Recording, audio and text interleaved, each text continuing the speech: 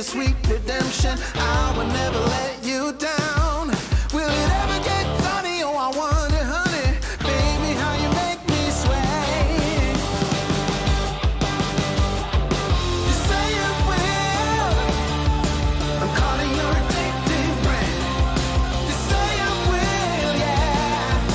I'm crossing the obsessive line. You say it will. I'm calling your addictive brand. You say it will, yeah. I'm crossing the obsessive line.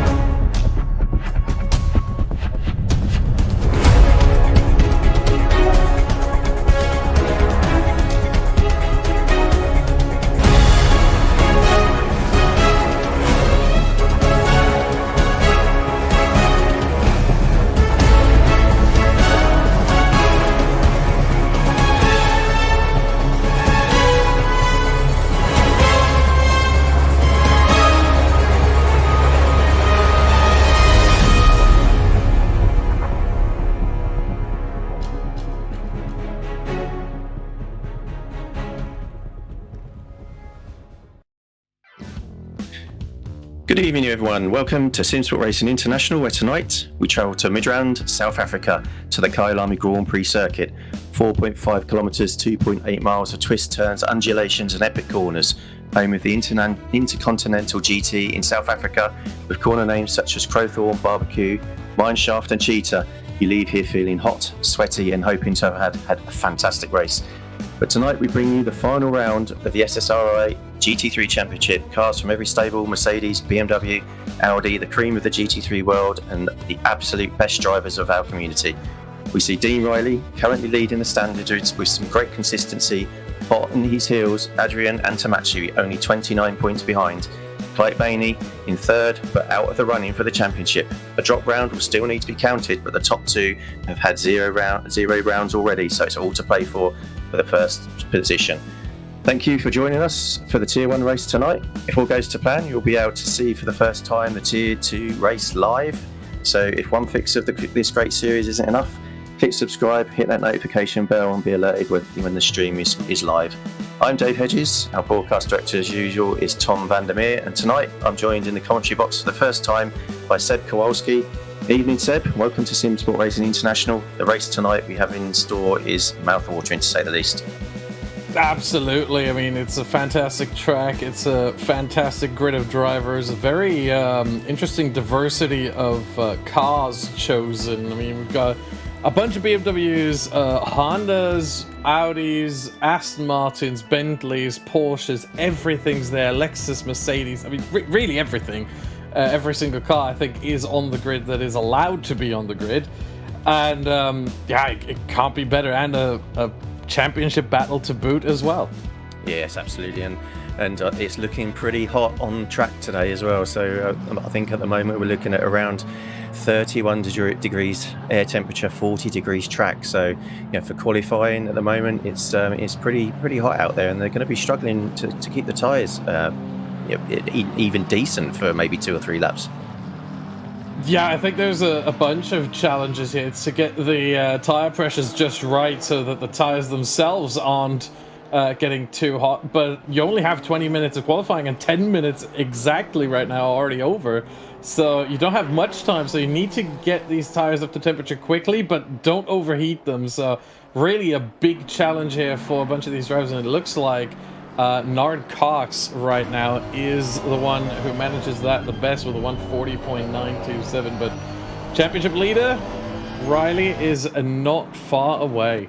Yeah, 1-0 to Dean Riley at the moment, with Antamachi down in 4th currently, but only 2.4 tenths away. So we're riding on board with, we're watching Dean Riley at the moment, coming through to start probably is almost his next lap.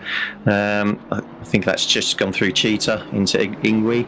I think that's how you pronounce that corner name. I'm quite new to that one. As you can see, obviously up onto the main straight, which isn't straight. Obviously got the kink on up halfway through the straight there, but it is effectively pretty much a straight. So Dean currently still, actually Antamachi is taken pole position at the moment. So that looks like a pretty decent lap. He's taken 3 tenths out of Dean Riley there. So Dean's really got the pressure on now to make sure he can start at least alongside him. Yeah, it's a fantastic lap. I mean, if I look at the sector times here, he really gained most of that on both Cox, on Cox in the middle sector and on Riley in the final sector. Both times a tenth to a tenth and a half that he's gained there, while keeping very close company with the two in the other sectors. So it seems like they all have their strengths and weaknesses. For Antamaki, this is just a strong time. He's not fastest in the middle sector. Riley was about 0.03 of a second quicker there, but that's so minor that those that 1/10 in the final sector really made a difference. But as I say that, Antamaki just lost the lead again. Spenkelink now came through with what can only be described as a fantastic lap here. Tiny amount better than Antamaki. 1/4 of a tenth of a second. I think he's going to be thanking these lucky stars that he chose the Honda for the whole season for the one race that it's going to be quick at. So but yeah, excellent out there from Sem. And here comes Dean Riley around the last corner. Is he going to improve? Don't think he is. Looks like no, it hasn't improved. So maybe he's just allowing that his tyres to cool down a little bit. But he's just going through around the Audi there. I think is that. Or it might be a BMW. Just coming out of the pits, getting out of the way nicely. Here he's at Antamachi in the BMW. As you can see there, his last lap was 3 seconds slower. So it must be either to do with traffic or he's backed off just to give him a bit of time to cool his tyres. I mean, there's 27 drivers that are trying to qualify here. Not necessarily all 27 out on track at the same time, although I think the actual number is very close to those 27. Because, I mean, why would you spend time in the pit lane at this point in time, at least? So, there's a bunch of traffic going around the lap at all times, and there is a yellow flag in turn 1. I was not able to see who that was for, but the car disappeared very quickly back into the pits. So as quickly as the yellow flag came, it went. Another yellow flag on the main straight there. I think that was just someone pulling over. Not much of an issue there, but yeah, we're looking at Adrian Antomaki as he heads into the pit lane with 6 minutes remaining. I don't really know what that strategy call is here. Maybe new tyres for the end. Yeah, he should be okay to get maybe 3 laps in, I think, there. So I'm quite surprised he didn't just pull over and port back to pits, because obviously that takes time moving back into the pit lane. But I think he pretty much pulled over and just went back to his pit box. But you know, Dean Riley at the moment doesn't look to be improving. So yeah, he's got his work cut out if he's on the dirty side of the grid as well. You know, behind Antomachi if he finishes in P4. So that's going to be an interesting start. But it really, Antomachi's got to win this race, and Dean Riley's got to finish way down the order. So Dean's going to be probably looking to preserve his race, I think, from the start. Not necessarily going to be going for the win, because that could cost him. Absolutely. I mean, for Dean Riley, as long as he finishes inside the top 6, because as you mentioned earlier, both drivers have had a complete 0 throughout the season. For Dean Riley, that was last week at Silverstone, and for Adrian Antomaki, that was the 3rd round at Oulton Park. Both drivers have that drop result being a 0, so this is just straight up. If Dean Riley finishes inside the top 6, there is nothing Adrian Antomaki can do. Even if he wins the race, it will just not be enough. So 7th place is the hope for Antomaki, that Riley finishes P7 or lower. But right now, as it looks in qualifying, Riley is quite a bit ahead of that P7. And if we look at the gap in terms of pace to P7, that's over half a second between Riley and Pinchbeck right now. Yeah, and you've got two cars behind, with Van Eer and Pinchbeck, who are in the silver class. So if you look on the timing tower there, the white colour boxes are for the pros, and the grey coloured boxes are for the silver class. So you know, in terms of class, he's got some people between him and the next person in the class. So Adam Vasiljevic currently was in P9, but Dave Jr. just popping up into P7 there. So splitting the two silver class drivers there. But as we move into the last 3 minutes and 50 seconds of the qualifying, obviously with probably a little bit of extra lap time if people cross the line before the time runs out. As we see Nard Cox coming out of the pits there, just to try and maybe just sneak in 2 laps. I think he's hoping there. I think he probably will just about do it in terms of his race run. So but he can't hang about on this warm-up lap, that's for sure.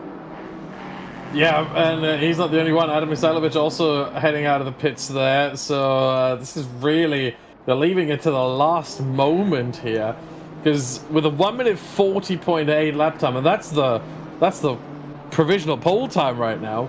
So let's calculate maybe a 142, 143, even a 145 if you want to warm up your tires properly. Yeah, we're talking about 3.5 minutes for 2 laps, so that's going to be quite tricky. As we see Dimitri de Knuit there in P14 really sending that Bentley almost onto the grass there. He comes across the line. Will he improve? The answer is yes. To P10 he goes. Yeah, good lap there. That's jumped him up about 7 places there. So I've just noticed Dean Riley came into the pits as well, and Sem Spenkelik, they've just left the pits, so they're really only going to have 1 fast lap after they've done their warm-up lap to maybe try and improve and get pole position. But only 6 100ths of a second separating the top 3. This is going to be a tight race for sure. Yeah, and don't forget Nard Cox right behind it as well. He's only a 10th behind Spenkelink and Antomaki as well, and 600ths of a second behind Riley. So it's all really, really tight up front. Any of those 4 drivers, I think, and potentially even Clyde Barney as well, could take pole position here. I wouldn't put it past any of them. No, look at that. You know, the spread of the splits. You know, there's 3 drivers that have got the fastest split, denoted by the purple, as you would normally see on the Formula One. But Antom actually hasn't got the fastest sector at all, but his quickest time is still only 200ths of a second behind Spenkelink. Yeah, it just shows his consistency. He's not the best anywhere, but he's very good everywhere. And That is a good recipe for the race, I tell you. I would prefer having the second best time everywhere than having the best time somewhere and then fourth or fifth best somewhere else, because that means you have loads of consistency. And obviously, in a 75-minute race, an hour and 15 minutes, having consistency bodes very, very well. It does, and there you go, Nard. Seb's called you out for not having great consistency for being P4 in our fastest sector. So no worries. But here we go with Dean Riley starting his last lap. Oh, he's got a Bentley in the way. That could really hurt him going for this fastest lap. Is the Bentley going to move out of the way? No, he's obviously on a quick lap as well. If you see on the track map on the right hand side, all the dots with the grey and the yellow lines around the outside, basically they are people that are on fast laps. Anything that's turquoise is a dirty lap, so they will not be setting a time. And obviously you see when a car goes off track, you'll see those going yellow as well, so that's where the yellow flags are. So you can obviously see there just at the bottom at Le Coupe, that was a car just off the track. So yeah, the Bentley here does seem to be holding Dean up, and obviously that's De Conoint in P8, so he's improved on his lap, and there you go, Dean Riley's gone off the track, so that's his qualifying over for today. Yeah, I was about to say, I don't think De Conoint is holding up Riley that much, considering their fastest laps are only 0.6 apart, and maybe it could have even helped Riley to get some slipstream at least down the main straight. Obviously the dirty air in the corners might not help him so much, but yeah, ending in the gravel trap, that certainly will end your last attempt there. As we see Spenkelink here in the Honda. He is heading... Yeah, he's on an invalid lap, I think, there. So, yeah, he's on an invalid lap, so he won't be setting a quicker time. So, looks like he's trying to stay out ahead of Antamachi, but it's a bit of a strange one. He might... I think he's trying to slow him down with some dirty air. I think that's what that was. Obviously, he can't slow him down by just outright blocking him. That would be illegal. But, you know, give him a bit of dirty air here and there. Why not? So... Cheeky little move there. But Antamaki, he's still in the running, and he's only got a couple more corners to go to get his... it seems like he's quite a bit off his own personal best, let alone... Oh, and here is a massive moment for Antamaki, and he will abort that lap at that point. He's I think he's glad to not have put it in the wall there at the end. It's a tricky corner, that one. It is a very tricky corner. We saw that right there, but I think that is the end of the qualifying session. I don't think we have anyone running at this point anymore, so it is Spenkelink who takes pole position. Excellent run in there. So what we'll do is we'll run through the grid in a little while, but I think let's just have a little bit of a recap on where we've been this season. Here we go with round one. We visited Imola for a 60-minute race. Frantic. Not much overtaking there, unfortunately, but it was a good race nonetheless. Round two, over to Oulton Park. 2 times 30-minute races. Again, frantic, but yeah, that was an awesome set of races, that one. Round to Japan in Suzuka for a 75-minute race in the dark. All the way back to Europe, getting the air miles in, up to Hungaroring with another 60-minute race. Round 5, across to Italy, in Misano. Now it's San Marino rather than Italy, but close enough. For another 2 sprint races. Back to Blighty for round 6 in Silverstone last time, out. And all the way down to South Africa, the home of the Intercontinental South African GT race at Kyalami for tonight, for a 75-minute race. 1 mandatory stop with no requirement to take tyres, but only fuel. So we could be seeing some interesting strategies. Obviously 5 seconds is only the saving for not taking tyres, so I think we expect everybody to do so, but I think if it gets tight at the front, I think they could end up only taking fuel. Yeah, the big question now obviously for these drivers is how much fuel do they take? Do they go really high on fuel so that they can run deeper into the race but are slower at the start here, or do they fuel up a little less to make sure they can potentially run away from the rest of the field and pull a gap early? So there's a bunch of strategies here at everyone's disposal with no pit window. I mean, we could see someone literally just fuel for 3-4 laps, decide, okay, that's enough, I'm going to go into the pits now. I'm not sure it's the smartest, because then you will probably find yourself in traffic. But there are a bunch of different options here, and striking the right balance is what I think will decide the winner of this race. Yeah, and it's obviously at the moment, I think what we're seeing is it's 5 o'clock in the evening now, so we start to see the sun really making its self felt, especially around corners like Sunset, where you do actually get the sun setting between the buildings up on the hill. It really blinds you going around into Clubhouse. So it's going to be interesting. Obviously, it shouldn't be dark by the time we finish the race, but it will certainly be getting a lot less light. So that will certainly make a factor. The track temperatures are really a lot lower than they were in qualifying, so hopefully everybody set their tyre pressures correctly, and they won't get any issues with being under pressure. Yeah, that would be another consideration. I mean, you can obviously change the tyre pressure on your pit stop. You can run a certain tyre pressure for the first stint and then a different tyre pressure for the second stint, but where do you go with that? Again, it might be the smartest thing to just not overthink this and say, hey, I'll just pit right down the middle, 37 minutes and 30 seconds, or whatever the closest will be when they are able to pit. And, just adjust the tire pressures accordingly, adjust the fuel accordingly, and just not overthink that. That might be the best way to do it. But, hey, you pull in 1 lap earlier means you had a little bit less fuel, you get an undercut. Or a lap later, you get an overcut where you are able to run with warmer tires while the other person's already out on those cold tires out of the pit lane. A lot of different thoughts that are going through the drivers' heads right now, and I think a lot of them have prepared a certain strategy, though, but we're going to wait to see how it plays out.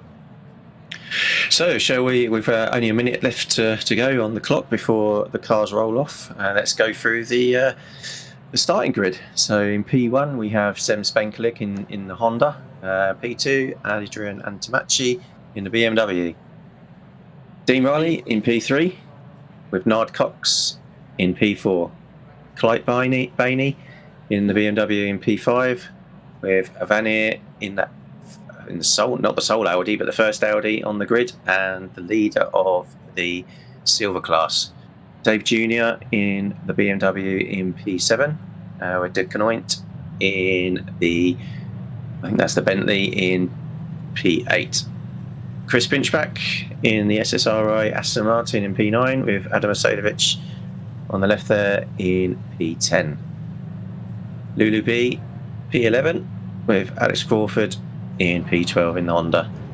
Wilczek in the BMW P13 with Rich Pixley for the Wild Things in the Bentley.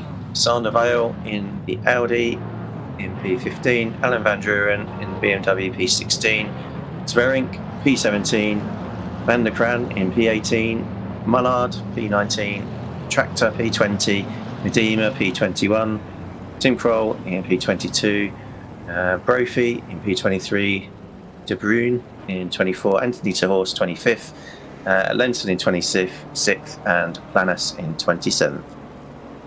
So when you're when you're just running around on the warm-up lap, what are you thinking? What's going through your mind in terms of how to prepare your car? You're not really thinking about a lot of things. You're just monitoring your tire pressure, just looking at that constantly, looking at how to warm up the tires. You're not really looking at the fuel for the most part, because usually what you do is you warm up or you fill up the fuel tank enough that you know you have that full formation lap in there as well. But it's really just, at least what I did when I was racing, was I constantly was just staring at those tires, just making sure that they have temperature, that they are on the right pressures as the lap is about to start. And in fact, usually what's good is to slightly overheat them, slightly go a little bit too hard on them on the formation lap, because by the time you get to the formation, they will cool down a little bit again, and so when the race is started, they're exactly in the perfect window. Yeah, I think what we have to, especially since they updated the tyre sets to the newer Pirellis, they are a bit more susceptible to graining, especially when they're cold. So even though they need to try and warm them up, I think they really have to be careful not to put too much lateral load in them when they're cold. So that's something that you would expect not to really have to do too much in a what is a game. Obviously it is a sim. So they try and make it as true to life as possible, and Kunos have done a pretty good job at it. There's lots of people out there that do drive these cars that say it is as close as they can get it, including the GT4s. So as we coming down almost to the Crocodiles, and on the formation lap, you can see they're just sort of trying to warm their brakes and just trying to stay in formation 2 by 2, so that the sim actually makes the drivers drive in single file until maybe the last 2 or 3 corners, and they get everybody back in line in their positions. They have a little position box which you can't see obviously at the moment, which denotes where they have to be on track based on their following position on the cars that are in front of them. They can't exceed those positions because they could get a drive-through. Likewise, if they start speeding, so we'll go round to the corner and we'll get up to 70 km/h. So if they start to speed, then they could get a drive-through. So here we are then. So we're just waiting for the race to go green with Sem Spenklik and Adrian Antomachi taking the pack away. And here we go, just about to cross the line. And we go green. So here we go. It looks like Nard Cox has got a slightly better start than Dean Riley there, but he's on the outside, which is going to make it really difficult to get up the inside. And Tomachi looks to dive up the inside, but Dean Riley's holding the inside lane there. And it's very close, 3 wide into Chusky's Reap. But Dean Riley's just managed to hold off Nard Cox there, and he's got the inside line into Barbecue, and he takes P2. Yeah, fantastic move there. But Antomaki, I think, has a good exit here. He might be able to get that P2 back very, very quickly. And in fact, he is mostly ahead, but on the outside. Oh, they're going side by side through here. And Antomaki stays barely on the track. He has to brake early because he's on the inside, and he remains now in P3. As I think we have a bit of a timing issue with Medima. Was there a crash in the back? There was a crash in the back. Not able to see what number that is, but that is Richard Pixley, number 80. There it is. Richard Pixley spun around there on the exit, and he falls all the way down. But here we are once again with the leading group. Spenkelink still in P1, Riley in P2, Antomaki 3, Cox 4. It looks like there's another incident up at the loop with Asailovic now dropping down the order. So something's happened there with Anthony Telhorst picking up a drive-through. So that will be only because of speeding or being out of position at the start there. And look at that gaggle of cars all there just fighting for the sort of the P12 downwards to maybe P20. That's possibly why Adam Asailovic. Oh, there's an incident at the back there. There's like, nobody's braking. There's like 5 or 6 cars involved. And there's got people going back on the track. What's that? Well, and Asailovic there just takes another chunk of, metal out of his car, basically, and he's just don't reverse back on the track there, Adam. Just get into the pits and get yourself all sorted. I'll be surprised if he's able to continue with that sort of the damage that you might be having there. And who's that in? So that's Anthony Terhorst, who was caught up in that incident. Is now doing his drive-through, but he'll probably really wanting to be getting some repairs on his car as well. He might actually decide to do the repairs first and then the drive-through later. You can obviously decide if you want to serve the drive-through immediately or just a little bit later. And I think he slowed down there at the end, so he might actually be serving, or not serving the drive-through, but instead get some repairs. Although I can't see it really. But we're still having some battles here in the midfield. Wilczek in P13 has a whole bunch of cars behind him and around him, really in front as well. So this is a 7-car gaggle right here, and right now they're not fighting over position just yet, but it will happen. There will be some battling going on in the next couple of minutes, I'm sure of it. The moment one of these drivers makes a mistake, there's another one out of the track limits then in the grass and the gravel, as we look at Lulu B in the Honda for B Sport Racing, as she's in P18 at the moment. Yeah, I'm thinking Mr. Riley's not really listened to what I was saying earlier about just sort of settling down and making sure he finishes in the top 6. He really went for it in the first lap there, and he's not really gapping Antamachi. Antamachi's keeping him honest. He's only 0.6 of a second behind.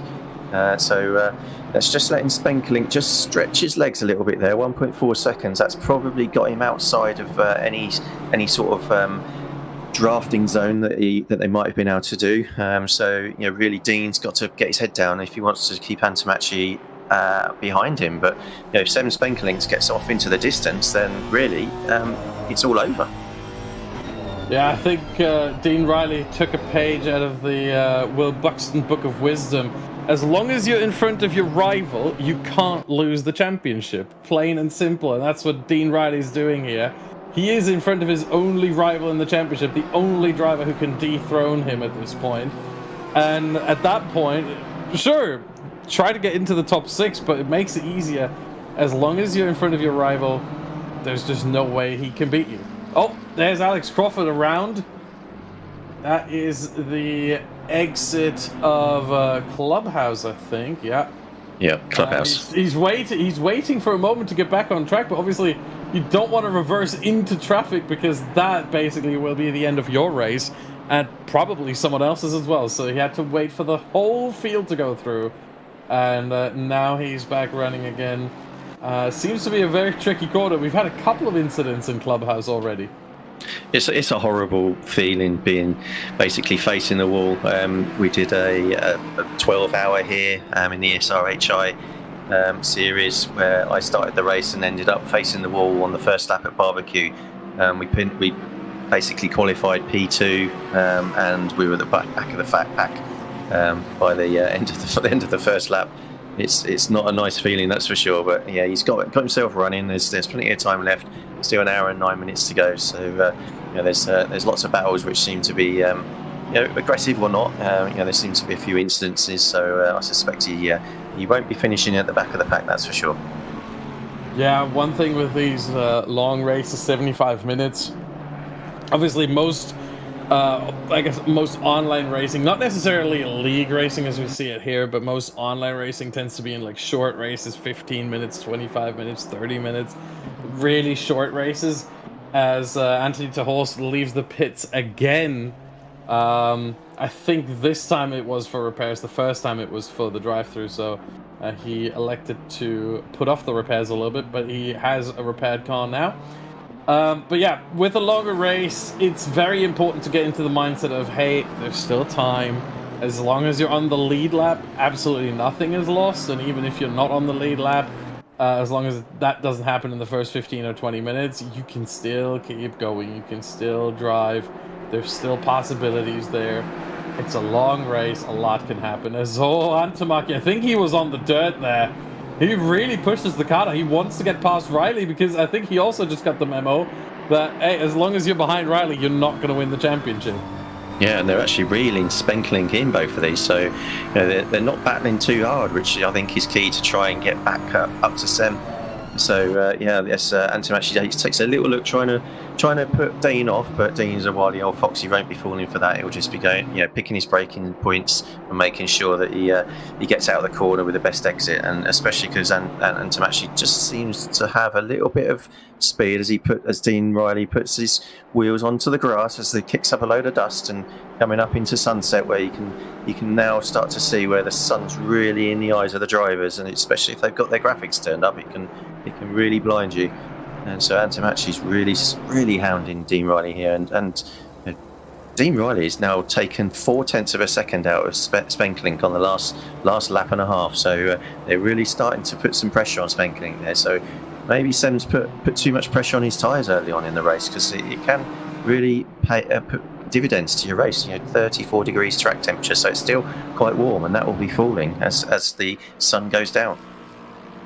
Yeah, maybe the tire pressures for Spenkelink are a bit too high, and therefore the tires are now overheating. He had a bit of an advantage in the first couple of laps because the tires maybe got up to temperature easier, but now that we are a little bit further into the race, all of a sudden that reverses.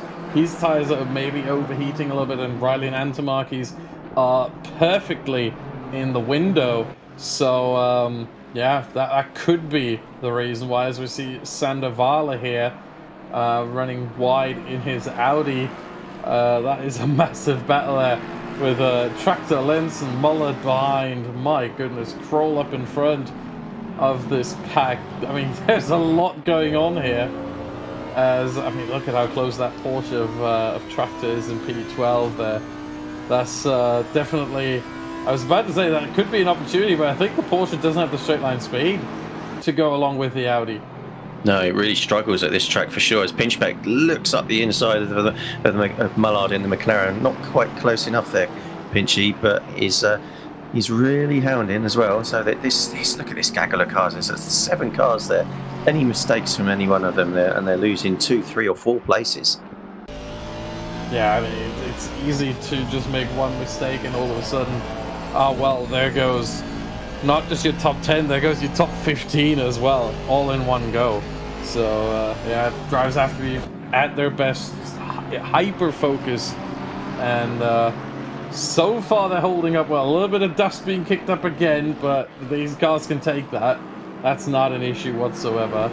But yeah, at this point, you're really just starting to settle into the race, and it's easier to do that when you have no one around you, or only cars in front of you and no one behind, because then you don't have to look in the mirrors constantly, hoping that, you know, there's not going to be that one attack. Oh, as Antomarki drives off!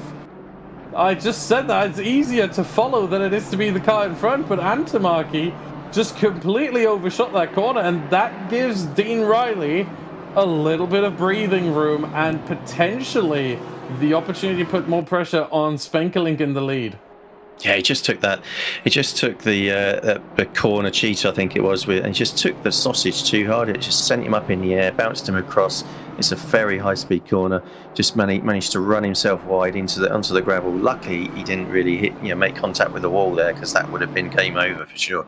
But Dean's really starting to push now. He's dropped back a little bit from Spenkelink, because obviously Antomachi was very close to him. So Dean's now got to get his head down, get himself back onto the back of the Honda, and see if he can get in the lead. But as we see Lanson and this battle with the Porsche, as he passes through on Tractor, looks like a good move into Barbecue, I think that was, which is a very difficult place to pass. And he got almost 4 wide there at the back there, with Tractor still struggling with those cars. And that is Lulu B just getting through there, and Pinch is just holding station, just thinking he's going to be able to just get on the outs, maybe on the outside, which means it's the inside up into Clubhouse, which he does make the move.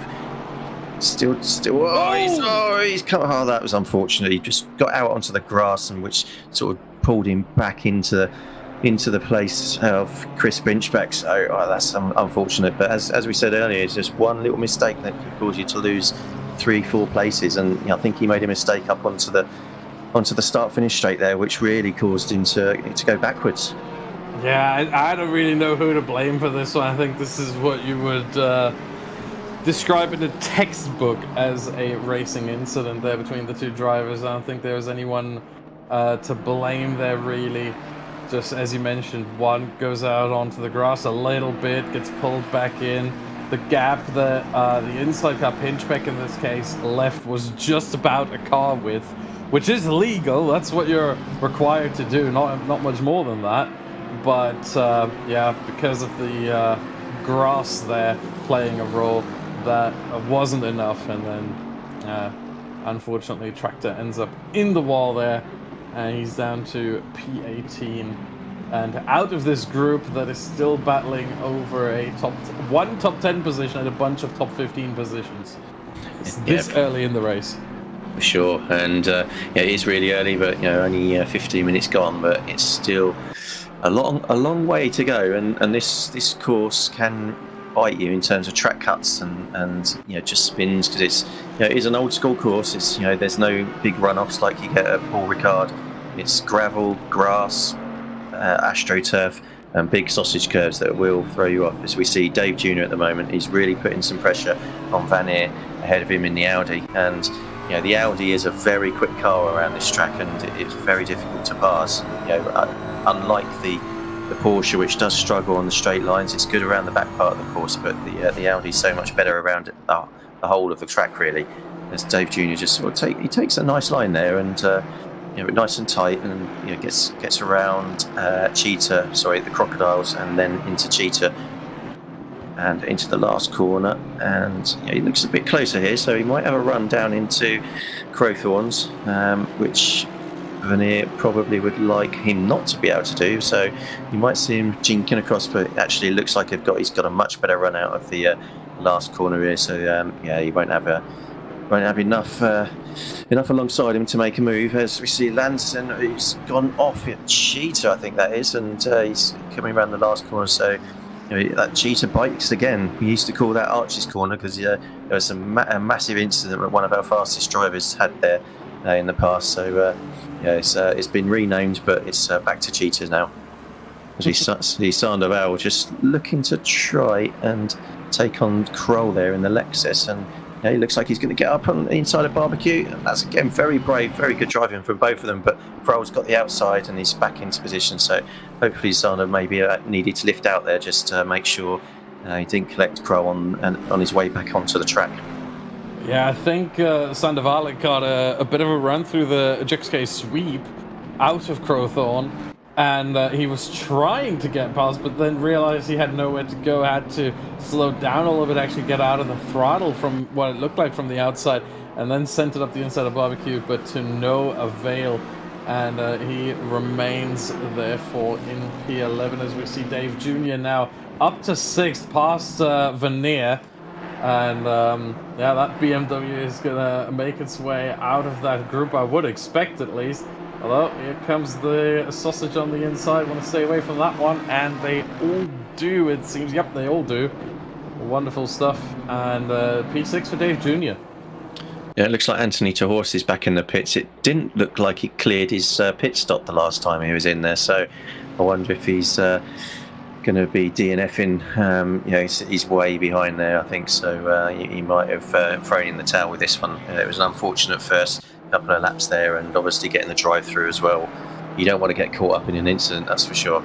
As we're seeing now, Antamachi and Spenklink and Riley all still in the same shot there, but there seems to be a reasonable gap now between them, so possibly just settling down, just seeing how they can sort of eke these tyres out as long as possible. We'll see obviously how much fuel they've got in their cars, and see how long they run into the race, and that will really give us an idea on whether any undercuts are possible. Yeah, Antamaki right now, I think that mistake that he made earlier, that's what cost him. Otherwise, he was putting so much pressure on Dean Riley, and that was a fantastic battle. But that one mistake, I think, not only did it cost him time in that moment, it also ruined his rhythm a little bit. So Antamaki now has dropped back a little bit further, and Riley not having that pressure behind, maybe that slows him down. Maybe he needs someone that up close to him to really get the maximum out of the car. Yeah, maybe, or maybe now he's actually got the memo and is now sort of just consolidating his position. Doesn't need to worry too much about Antamachi getting past him from that position, as we see Pinchbeck going round the outside there of Lulu B. And was that Pixley? No, it's the Pixley. So Lulu B is in front of him. So he's looking to take a slightly shallow end. Oh, Lulu B hits Mullard and spins him round, and has another go for good measure, unfortunately. It's a tricky braking zone. That the car does go light on the marbles, and Lulu B's unfortunately looks like she's going to be DNFing as well. But Mullard's kept going, still in. He looks like in P12, but I think he's going to be dropping down to at least P15 as the timing tower adjusts. So yeah, he's going to be up into still in P14. Obviously, Lulu B now in the pits. So Sailovic though is recovered from pretty much plumb last all the way up to P15. So excellent run in there from Adam. Fastest lap of a 1:42.425. So he's roughly a second slower than Sem Spenklink's fastest at the moment. So yeah, but he may have picked up some damage because obviously he didn't pit when he'd had those incidents at the start of the race. So Yeah, he may be struggling with top speed as he just runs a little bit wide on the grass, but as long as you keep your steering wheel straight there, you should be okay.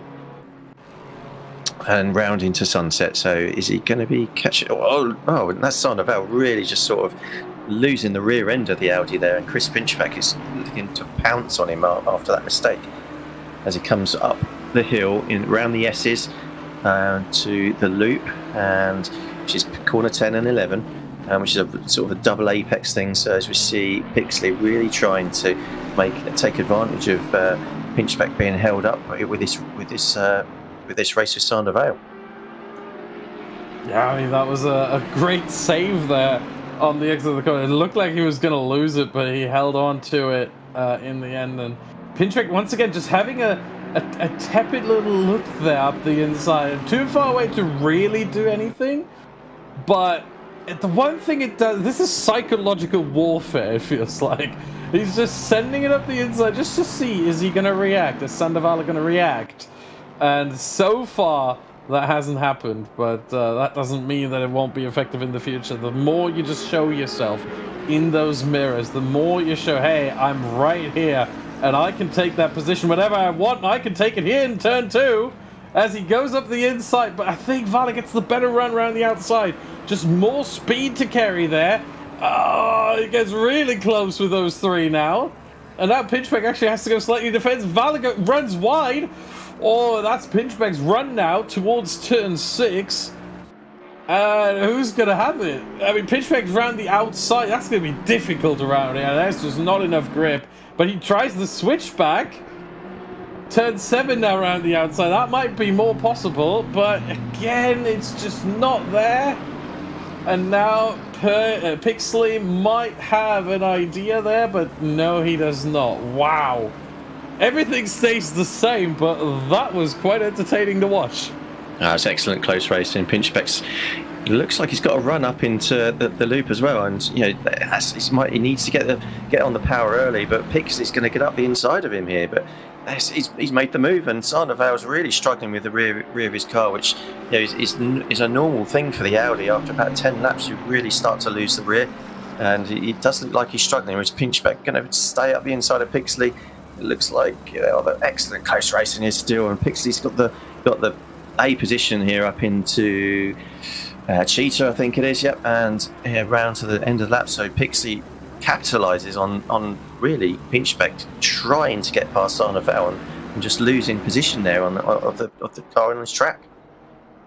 Yeah, great battle there, and I'm not sure. Maybe Sandoval wanted that to happen. Maybe because he went defensive basically every single corner. He always had the inside covered. And that obviously allowed Pinchback to try it around the outside, but there wasn't really a corner where the outside is a viable option, so he constantly had to try to run a switchback here, run a switchback there, and it's just never working. And at some point, Pixley was like, well, I mean, the inside is open now, I can go for that, and he successfully did. Yeah, I think, Chris Pinchback's probably going to be thinking, let's just do the same on Pixley. Let's see if Sandoval's got the legs down the straight, which he should have over the Bentley. But the Aston Martin really does perform well here, as we've seen. And Pixley just losing the rear end of the Bentley just a little bit there into the S's, but gets out okay up the hill and into the braking zone. Sandoval's really moving out to try and get the wide line into the loop, and Pinchback's right up the backside of Rick Pixley here, and he's probably going to get the drag down the mine shaft into the crocodiles, but it looks like the Bentley's got the run basically on the Aston there. So Pinchback looks like he's going to try and take that slightly wider line there, and Pixley's down a little bit defensive, which has allowed Pinchback to come back a tiny bit onto the back of the Bentley. And who's that in front of Sandoval? Is that a lapped runner? I know that's the Lexus of Tim Kroll. So Sandoval's going back. Oh, he's spinning around. Oh, what a miss. Oh, that's unbelievable, really. Tim Kroll just looked like he was nowhere, and Sandra just caught him at a rate of knots, didn't he? And just didn't expect him to be running so slowly. Yeah, it's a tough situation. I think Sandoval just tried to to make a move happen that just wasn't on in that moment. Tim Kroll's been running in a fantastic 10th place basically for the whole race so far. Right in front of that group that we saw of Pixley, Pinchbeck, and Sandoval. But yeah, all of a sudden, that one moment, I think Sandoval just tried to, I guess, escape to the front from the two cars that were battling behind him in Pinchbeck and Pixley. He just wanted to get away from them, and he just misjudged it there. That is entirely, I would argue, his fault right there. But I'm also certain that he's probably angry with himself at this point. Yeah, for sure. I'm sure. Yeah, and in that melee, it allowed Pixley to lose out to Pinchbeck. So Pinchbeck took the advantage as on the lap before, Rich Pixley did, to make sure that passed. So here we go with a replay of the incident. So Sandoval coming up into the last corner, and Kroll looks to just actually didn't look like he was moving that slowly, and Sandoval just seems to take the corner a lot tighter. Didn't really make the speed of the corner right for him, taking it a bit tighter, and just took the rear corner out. Yeah, I think what contributed to that was the fact that Tim Kroll didn't really make the apex. There was a lot of space there between where the apex of the corner is and where Tim Kroll ended up. But that doesn't allow you to just spin the car in front of you around. It was a sort of a very timid invitation there for Sandoval to attempt to move, but you have to do that on the exit of the corner, not there on the apex, and yeah, it just didn't work. And again, after seeing the replay, I would just double down on saying that I think that was Sandoval's fault. And here at Simsport Racing International, we run a mixture stewarding. So tonight it is not live stewarding; it is based on reporting. So if Tim Kroll fancies protesting the incident, then he can do with a protest form an hour after a cool down. So they get a chance to really sit down and just sort of calm down after the race, rather than do it hot-headed. But we do some live stewarding in the endurance racing as well. We have an excellent team of stewards, and thank you to them for this season for doing an excellent job. And obviously in the GT4s as well, they've been doing the same thing. So thanks for all the time, because they do it voluntarily, as do we all. So thank you for everyone that's watching as well on the stream. As Tim Kroll just goes from bad to worse. He's got a stop go 30, which will be for speeding into the pit lane. That's just painful. That is truly painful. I've had one of those before, and I'm pretty sure everyone who's played ACC has gotten one of those before. But that's the one thing you don't want when really just. I mean, you're just adding salt to the wound at that point. That's just unlucky. But the one thing I'm going to say, because you mentioned the reporting, stewarding this time around for this race, having an hour for everything to cool down, I think is a very good thing, because not only does it allow drivers to not be hot-headed when they send in the report, it also allows for drivers to talk to each other and go up to each other and say, hey, look, this happened on track. I'm sorry, I didn't mean to do it. And then, it clears the air maybe before any reporting and any steward's action is even required. Yeah, absolutely. And, we found that, to foster a sportsmanship-like community, that's paramount.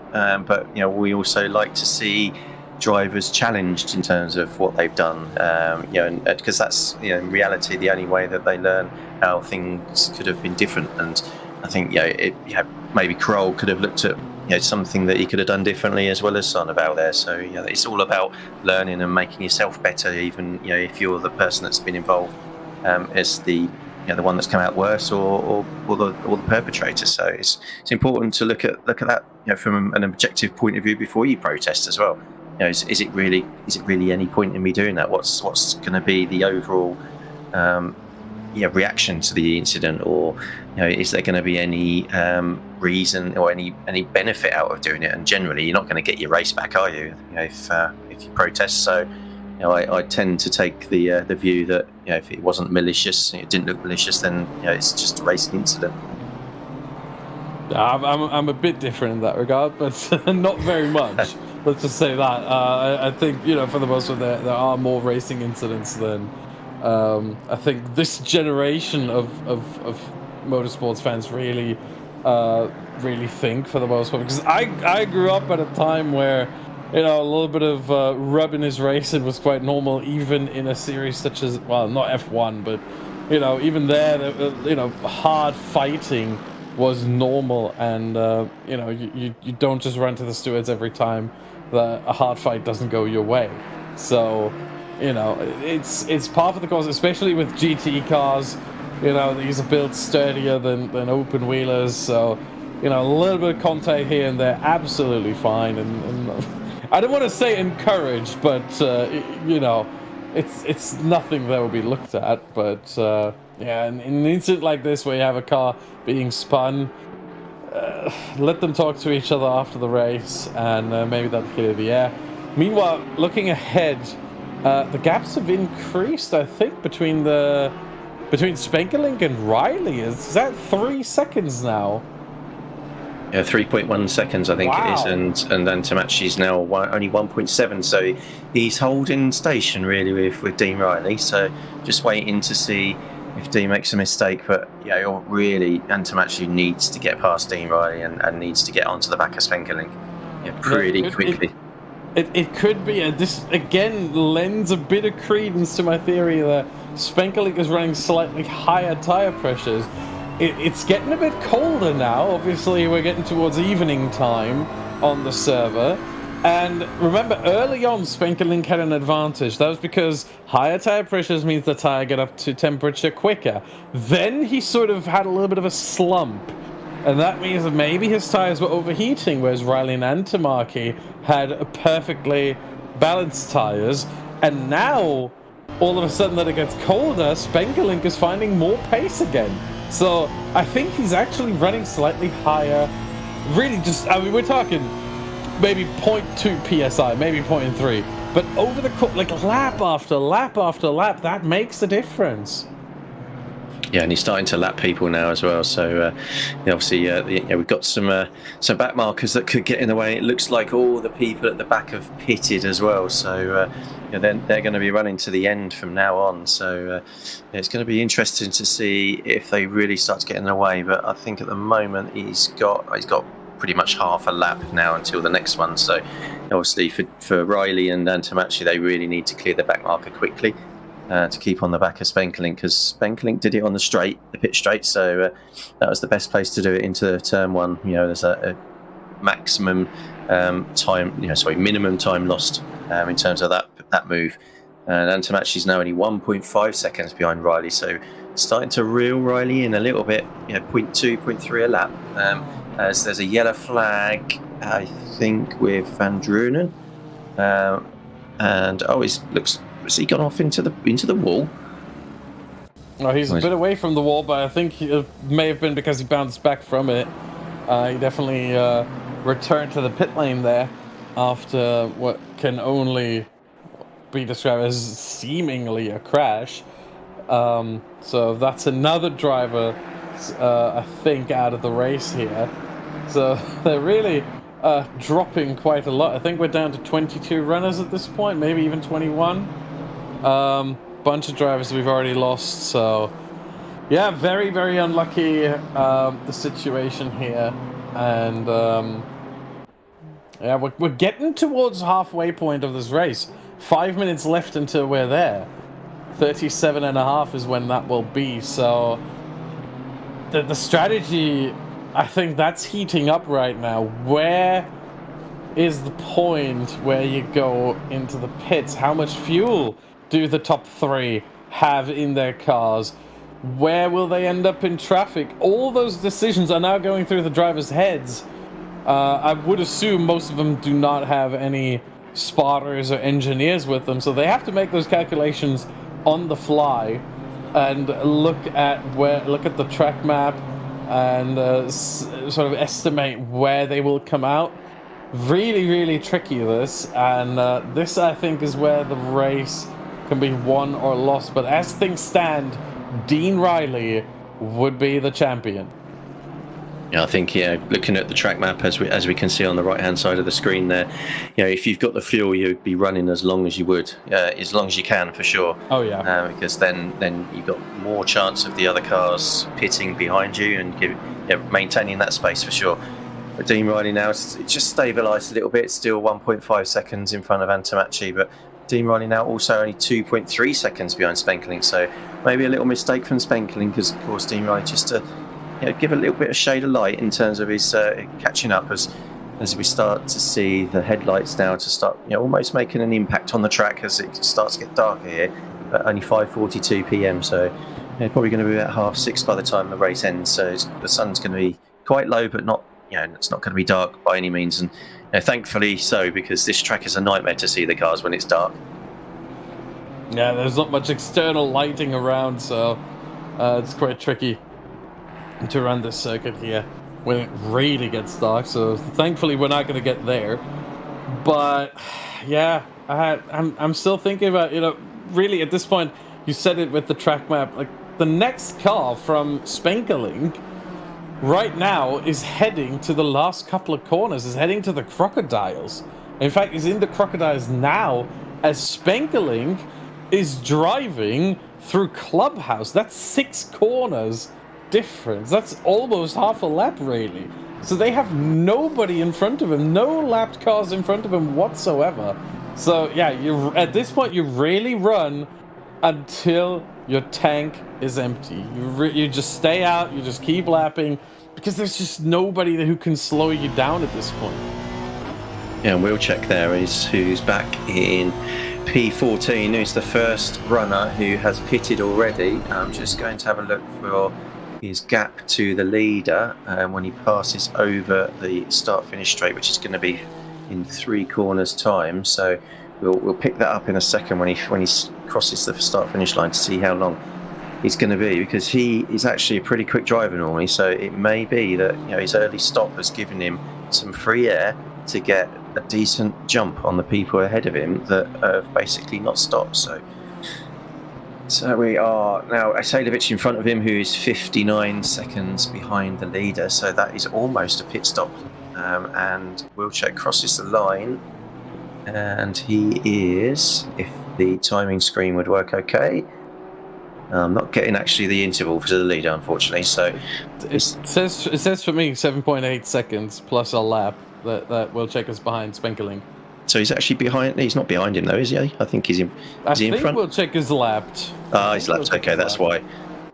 Yeah, that's why he's coming up as lapped. So that's unfortunate. So he might still be jumping up the grid though. And certainly, obviously Asailovic, Vale, Vanier. They obviously, as we see Vanier in the pits now. So we'll see if Wilczek does come out or goes through ahead of him. As we see Riley and Antamachi still going at it, with only 1.3 seconds behind. As Wilczek now coming up to the loop, and who will be running down the mine shaft after the S's, with Vanier still in the pits. So we'll see how long Vanier is going to be stopped for. Minimum stop of 25 seconds, let's not forget. So, and Vanier is well out in ahead of him. So that's, well, 4 or 5 corners there, isn't it? So he's a good probably 20 seconds ahead, if not 30 seconds. So yeah, it's quite significantly, definitely. It is, yeah.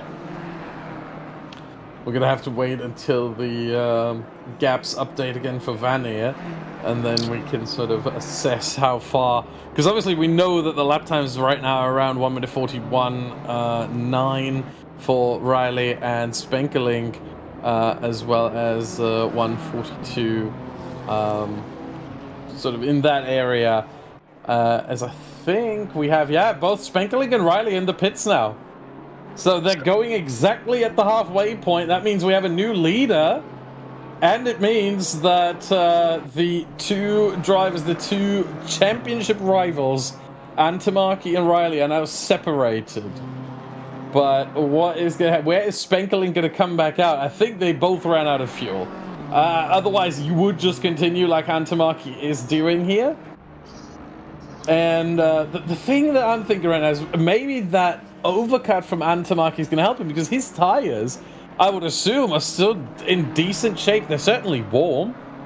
Whereas the tires for Spenkeling and Riley, they're going to be quite cold at the start here. So they have to get up to temperature first, and then you can sort of start, pushing them.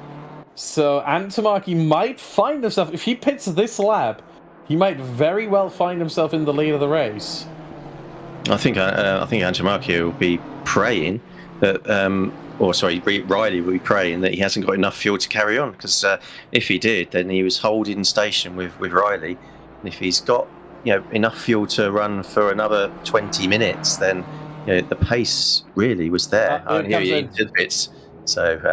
We called it. You called it. It's the right strategic call. I think even if you do have 5 or 10 liters left for a couple more laps, you still come in right now, because with every further lap, the new tires that Spenkeling and Riley have will be faster than what Antamaki has. So you have to come in right after that one lap, and that will give you the biggest advantage. So I'm very, very interested to see where Antamaki comes out. That's going to be interesting. I think we need a camera now on Spenkeling. Perfect timing. Where is he? That's coming through... Up Cheetah now, I think. Yeah, it's coming through Cheetah now. And then towards Ingwe. And where is Antamaki? The number 2 on the map there. So he's just coming out of the pits now on the bottom right. He accelerates now. Oh, this is going to be really close. Is Antamaki in front? Oh, there they are! Side by side. I think Spenkeling just about has him. But look at the time gauge. Remember, Antamaki was behind Riley, and he was about 4 seconds behind Spenkeling. Now he's right on the back of him. It's excellent, isn't it, to see just that, as you said, that just taking advantage of those slightly warmer tyres and really putting in an excellent lap. It may be that Spenkeling didn't hit his pick box quite right, so he lost a little bit of time there, but certainly got the jump over Dean Riley, which puts him in pole position really to take the win from Spenkeling if he can get past him. Yeah, I mean, he gained 3 seconds from that from that overcut. A lot of people always, and for F1, for example, I think that's justified because you have no refueling in F1, and the tires can be heated up previously, whereas here you have refueling and the tires are not really cooking when you put them on after a pit stop. They're quite cold actually, and have to get back up to temperature first. So the 1 lap overcut is generally, I would argue, on these GT3 cars, the best strategy if you want to make up some positions quickly. Obviously now we see Antamaki losing some time in a Spenkeling gap now, 1.2, 1.3 seconds, and he's falling into the clutches of Riley. But at first, that looked fantastic for Antamaki. And I mean, still, he gained about 3 seconds on Spenkeling, even with that little bit of time loss here on the outlap. Yeah, clearly Riley's tyres are now up to pressure, and Tamachi's still obviously getting his tyres up to the operating window. So Dean Riley's now able to put a bit of pressure on, but I would rather have track position. These cars are so difficult to overtake on, so you really need to wait for a mistake, and the only time it looks like Adrian Antamaki will be able to make his mistake is when the tyres are not at their optimum. Yeah, absolutely. And if we just quickly look at the standings at this point, if Antamaki finishes second, obviously Riley would still win the championship, but if Antamaki finishes second and something were to happen to Riley, we're trying to not commentators curse him, so I'm trying to sort of counter curse him at this point, trying to counter jinx it. Obviously Antamaki would get 45 points for a P2, and then it would be 266, so it would be for a tie. I mean, if you want to make it really entertaining, it would have to be P10 for Riley. So if Antamaki stays in P2 and Riley finishes P10, we would have a tie for the championship. And I think it would be solved by Antamaki having won 2 races, whereas Dean Riley only won at the Hungaroring. So the tie would actually be broken in Adrian Antamaki's favour. Yes, it's a tricky situation. I think if something happens to Riley, he's got to finish obviously P10 in class. So obviously there's a few silver cars in there as well. So he can afford to be a bit further down. But at the moment, he's still just hunting down Antamaki. But I think I'm sure he knows what the score is in terms of what points he needs. But he'd be on the podium still in P3 and taking the championship. So. Last 30 minutes of this season, I'll be just thinking, I'll just wait here and see if he makes a mistake, and I'll take the opportunity. But I'm not going to push it too much. Yeah, and I just quickly checked. It has to be P9 in class. Sorry, not P10 in class. I made a slight mistake there because what I looked at was a result where one of the silver cars was actually in between. So P9 in class would have to be for Riley if Antamaki finishes P2. Okay, fair enough. And we've got Van der Krans at the moment in the silver class, who's Kroll's teammate, running in the lead at the moment, but obviously still having to stop for the tyres and or fuel. So I suspect that will be happening anytime soon, and he looks like he's the only one left on the track to do so. So maybe running really deep into the race here, and actually the Lexus is actually quite good on its tyres, so it does lend itself to be running in quite a long way. But here we go. Come on, take us into the pits. So with 30 minutes to go, so he's run for 45 minutes there, and getting back into the pits. So we'll see where he is going to come out. Probably down into maybe P12 or 13, as he might get out ahead of Wilczek. Yeah, I'm looking right now. So far, Mark van der Kraan did not have the best of results. His best finish was at Oulton Park. So for him to run in the lead, not just the lead of the silver category, the silver class, but in the whole lead, I think that was a once this season experience. I don't think he had any lead laps before that, so that's pretty cool to see. Right there, but I think he finished third actually in the first race. Seb finished third. In Imola. No, he scored 3 points in the first race. Sorry, that is points. Yes, sorry, I'm looking at points, not positions. Yes, I doffed my cap.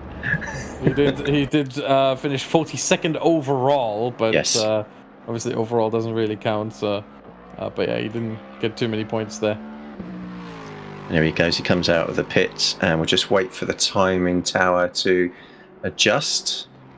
And it looks like he has come out in P11 ahead of a Sailovich. So that long run has actually done him quite a couple of favours to make sure he keeps running almost in the top 10 there. And actually P4 in the silver class. So he's only 10 seconds now behind Rich Pixley. So he'll have some fresher tyres than Pixley for sure. So can he close in those 10 seconds to get on the podium for the silver class? That would be by far his best result of the season. I mean, P7 at Oulton in class was his best. That P4 would immediately give him another extra 15 points compared to that result at Oulton. So it was the second race at Oulton, the second sprint race. So 35 points would be on offer for Van der Kraan here. If he just keeps that position, doesn't even make any moves further up the field, just keeps... Oh, as Dean Riley runs wide into the gravel here. Oh my. And that was interesting for sure. Loses touch now to Antamaki, 2.4 seconds now. Don't know what exactly was going on there. He just ran wide. No contact with Antamaki, no battling there. He just runs off the track there. I think if you run a little bit wide into barbecue, it can force you out wide because it's slightly off camber. So that could have been what happened, but it was a definite code brown. And I suspect now he's had that, he'll be thinking, no, let's just settle down now. We've got 10 seconds to nard Cox now in terms of the car behind him. He can hold station and and bring the championship home, which is looking likely if there's no technical issues, which obviously can happen at any time in sim racing and motor racing. Yeah, and don't forget, if we're looking really quickly at the replay here, and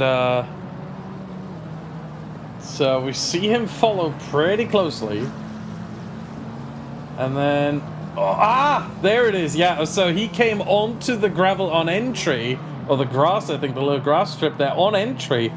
That delayed his braking, and so that made him run wider. So yeah, that was definitely a Code Brown moment, but not as I expected immediately, because I didn't see that he was actually on the grass there on corner entry. So he has to be a little bit more careful in corner entry this time around, in the braking zone, to not run himself off the track. That's maximizing track limits is one thing, but the moment you no longer have tarmac under your tires, that's a totally different story, and one that you don't want to experience. And now Antomachi's got Riley free. He's picked up a little bit of time on Sam Spenkelink, who had a back marker there to pass. So Antomachi's probably wishing the back marker to disappear around the S's and not be in his way. Obviously Riley was really putting some pressure on Antomachi there, so I think he will be hoping that he can get back on terms with him. Either that or he will just start backing off, but we'll see how the rest of the race goes. 25 minutes to go with Antomachi now coming up to the back of the BMW who he's lapping, and the BMW kindly moves out of the way. It looks like he's going to lift just before the mine shaft, which he does, which is a tricky corner actually. It looks fairly inconspicuous, but if you don't get the turning point right, then you're out onto the gravel on the right hand side there. So Antomachi now only 1.5 seconds behind Spenkelink, so he's taken half a second out of him on that one lap. As we see, is that De Bruyne up in the back there, just running wide at Cheetah. I could not tell you who that was. May have been. It's really hard to tell. What I was looking at, meanwhile, is the gap to Wilczek, who was one of the first drivers to pit, and he ran pretty well in that position. And the gap from the leaders right now, from Spenkelink, Antomachi, and Riley to him, is 73 seconds, so about 1 minute and 13. Now, why is that important? Well, that's the position that far Riley would have to fall down the order. If Antomachi finishes second, that far Riley would have to fall down in order for Antomachi to win the championship. So we're talking over 1 minute he would have to lose. Well, you've done it now. No, I've never been good at commentators' guesses. Never been good at those. So I'm not scared. And neither should be Dean Riley. No, Dean's experienced, but as we know, things, especially if you can go to sleep on a last 25 minutes of the race, and especially if you've really just sort of decided that you're not going to really push too much harder, you can go to sleep. You can put a wheel off into the grass, and as we said, this is an old school track. You hit the grass, you hit the gravel, you could hit them boards really hard, and that around the wrong part of the track is a disaster for your race. It looks like he's just taking it easy. He doesn't look like he's pushing too hard. He wasn't pushing too hard there in Cheetah, which if you were really trying to catch the car ahead, you would probably try and push the limits there on the track a little bit. But as you can see there, 1:41.7, I think in that last lap, so he was about 0.3 behind Antomachi for that lap. So Antomachi's still taking some chunks out of Spenkelink. Obviously the back markers are really affecting Spenkelink, and Antomachi looks like he caught the McLaren there of I think that's Mullard, a reasonable time again. So you can see that Antomachi's really going to be looming large in Spenkelink's mirrors as they go around Sunset and into Clubhouse. Yeah, I actually think it was Lenson who is that McLaren there, although I might actually be wrong on that. It's really close with both of them, but I do think it was actually Lenson in P18 who is now left, Dan Lenson. But, there's more dirt being kicked up. I think that was from Spenkelink, who was running a bit wide there. That brings Antamaki even closer. If we compare the last couple of laps, you mentioned Antamaki 0.3 quicker than Riley, but also Riley a 10th quicker than Spenkelink. So he's not completely falling asleep right now. He's still pushing quite a bit. Just that he sort of settles in to a race rhythm, or has settled into a race rhythm, as we have a yellow flag. And that is for, if I could tell that number, De Bruyne. De Bruyne. Yeah, that is De Bruyne P21. One of the and now P22. He's actually last of those that are still running. So yeah, very, very unfortunate there for him. But yeah, I don't know what happened there with him, but it was I think it was Clubhouse, wasn't it? It was Clubhouse again. Sunset, I think it looked like he'd come off at Sunset, which is a really unusual place to actually leave the track unless you run wide. And it looks like he's going to pull over again. Yeah, I think that's the end of the race for him. Yep, it is. So we are now down to 21 drivers as we look once again at Adrian, Antamaki, another blue flag being waved there. I think this time it's going to be for Brophy, the Mercedes in P17. That's going to be up next for these top two or top three of Spenkelink, Antamaki, and Riley, but he's still a little bit away. Yeah, he's now in the loop. He's starting to get into the loop, which, I mean, he's not that far away, but still about 5, 6, 7 seconds. So a bit surprised at that early blue flag. Yeah, maybe there's something, a glitch on the sim, which is not unheard of with sims, is there? But as we see, Antamaki, they're only 1.1 seconds behind, and last lap it was exactly the same time as Spenkelink. So they, even though it's been ebbing and flowing, that last lap it looked like it was getting closer. As Spenkelink, it's looking like he's run wide. Yeah, and again, oh my goodness. I mean, now this is where the nerves kick in. 20 minutes left, and you've got a guy who's still fighting for the championship right behind you. Gotta remember, Spenkelink in the championship, he is yeah, absolutely not involved in that whatsoever. He still has a couple of positions to gain. He could end up third in the championship if he wins this race here, and everything falls his way with Clyde Banney, Nathan Pierce. Obviously, Robbie Stapleford is not participating anymore, so he would get that position for sure. Kieran Vidago isn't here today either. I think where's Nathan Pierce? He's not here either, is he? No, he's in Canada. Ah, there you go. So it's really between him and Clyde Banney. So if he just wins, wow, there's some sparks flying as well. Then Spenkelink definitely has a P4 safe, potentially a P3 depending on where Banney finishes. Currently P6 for him in class. So that would be that would be a 25-point gap. That's not enough for Spenkelink to get that position. But never say never. Just a tiny change can have huge consequences here between Spenkelink and Banney over P3 in the championship. So that's another battle to watch out for. Because I think... No, I'm not going to say what I was about to say, but I'm going to say this. Antamaki and Riley, a lot would have to happen for that to swing the other way. Riley has been so consistent this race. And again, I'm not good with commentators, guys, so this should be fine. As you see, Clyde Banney there just moving past Van Eer, which they're not racing together really. Obviously, it's for overall, but Clyde Banney is obviously in the pro class, whereas Van Eer is in P1 of the silver class. So it looks like he had a little bit of he's got the pace on Van Eer there. But Antamaki is still only half a second behind Spenkelink. As we can see them here on course, that looks like they're going up through Barbecue at the moment, and yeah, they're both looking like now they've settled down. But Spenkelink just had a couple of laps there, didn't he, where he was just looking a bit ragged. Maybe he's had a little word with himself, or Nard Cox is speaking to him over the ether, his teammate, and just saying, "Look, calm yourself down. You've got this in the bag. If you can just stay ahead." Yeah, and even if he does fall down to P2, it wouldn't be the end of the world. I mean, he'd still have a P4 secured in the championship with that drive right now. So there's not much here to do for Spenkeling, other than just to keep focus for 17 more minutes and then the end of the lap, and just keep the car on the track. Really, I know it's easier said than done.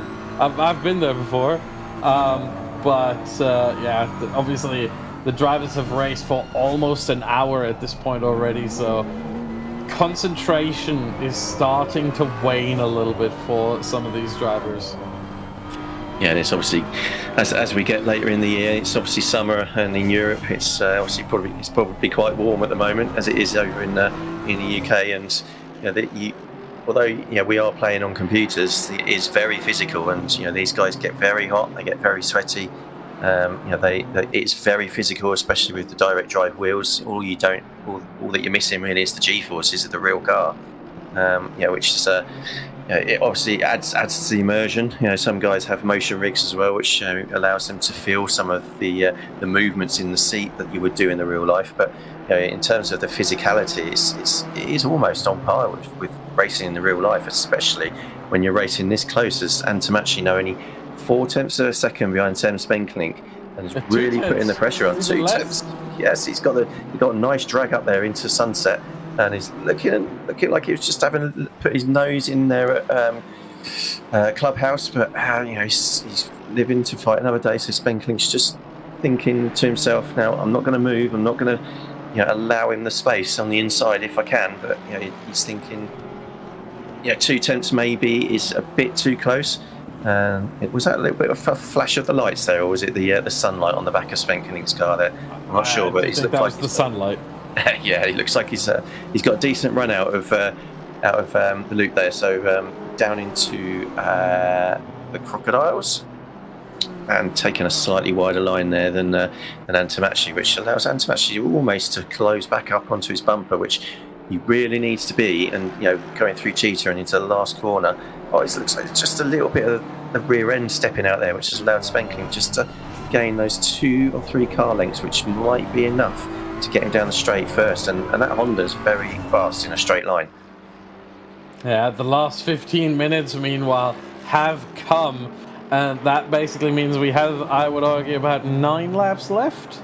At a lap time of 1:40, it's going to be about 9 laps left in this race. So we're going to end up with 44 laps most likely at the end of this race. And Antamaki, I think he's been trying a little bit to do what I always like to do when I'm the chasing car that's getting towards the end of the race. Have a look everywhere, but don't actually go for it anywhere. So always, just show yourself really quickly, get out of the slipstream, go to the left side ideally, regardless of what the corner is, because left side is where, that's the mirror, that's the driver's side mirror, and that one is the one he's most likely to look into. If he sees you there, he's scared. That's at least the thought process that I usually use. Whether they're actually scared, that's a different story. But there it is again. He shows himself in the left side mirror, in the driver's side mirror. And once again, just putting a little bit of, a couple of thoughts into Sam Spenkeling's head. What if I go for the move here? What are you going to do about it? And that can just lose you all focus. All concentration can go out the window if you see that car behind you so close in the mirror. You got to remember, objects in the mirror are closer than they might appear. and at the cinemas is Jurassic World Dominion very soon. But I think I agree. To make sure that they know you're there, and and on the odd occasion, if you're actually going to go for a move, actually doing it on a corner where you are going up the inside on the right-hand side, especially if you're going to go for a slightly late braking manoeuvre, because you can surprise them up the inside by doing that as well, because they can't really see you in their mirrors unless they've got triples or VR. So it's an interesting tactic to maybe switch it around sometimes as well. But as we see now, 12 minutes left of the race. Yeah, I'm not sure about this late in the race for the lead, going up the inside in a right-hand corner So you go up the right-hand side. Oh, there's a slide for Antamaki on the exit of, I think, Clubhouse that was. Yep. That was a bit of a moment there, but he doesn't even run wide. He just slightly loses a bit of traction. But not even much of a time loss, really. But yeah, I'm not sure with that much on the line because, again, right side mirror is the one, you know, a driver's generally less likely to look into. So you do that, you surprise the other driver. I mean, the drivers do have the radar on their screen. That is honestly one of the things that really make ACC just stand apart, is that ability to see the other car like that, even when you don't look in the mirrors. But I'm not sure if I would do that with 11 minutes left, because what if he doesn't see you? All of a sudden you two make contact and neither of you get anything. So at this point, a P2 is great for Antamaki, and considering where Dean Riley still is, P3 that is, yeah, I don't think there's much of a reason for Antamaki to just send it, because it doesn't change anything. It doesn't. Yeah, he's still got to win. As you know, we see the sun really just sort of glowing red on the track there, and gorgeous, isn't it? Yeah, this sim is, you know, is by far the best looking sim out there. It's, you know, the cars, you know, sometimes look a little bit like they're very, you know, like they are very stiff, but, you know, I think iRacing can make the cars look a bit better on track, you know, in terms of the way they bounce and they move and the roll. But, you know, in terms of the overall appeal of this sim is absolutely beautiful. And in VR, if you can get it to run, it's an experience again. Yeah, that's still something I'm looking forward to, but that might be a while out. Anyway, let's get back to the race. 10 minutes remaining, 6 laps as soon as they cross the line at the end of this one. 6 laps remaining, and Spenkeling still ahead of Antamaki. He's been dominating this whole race. This would be, apart from the pit window, well, wasn't really, but apart from when he pitted, this would be a lights to flag victory for Sam Spenkeling. What a dominant performance so far from him. Oh no, you've done it again. No! I told you I'm bad at these, so everything's fine. As we see Antamaki just running a little bit wide there out of the last corner, which you can actually get a track cut by going out that far. But it looks like he was going to take a move there. Again, no, he's just... he's on the grass. He's taking... Yeah, he took well, that move just unsettled his car under braking, which has allowed Spenkeling to get away, and now Dean Riley is also going to be putting the pressure on, and just sort of put him in the middle of the two. But that could have ended up really badly. Just managed to catch that slide, which was just in time before he went off into the gravel at the end of turn 1. Yeah, there's thankfully a little bit of runoff area there in the colours of the South African flag, which I find a beautiful touch for this circuit. But yeah, just that allowed him as well to just steer clear of the gravel trap and keep going, and only lose about, what would it be, 0.7 of a second, I think, 7.5 or 3/4 of a second that he lost there. So sure, he doesn't have the pressure on Spenkeling anymore, but he's still running in P2, and in a 75 minutes race, 3/4 of a second isn't really that much.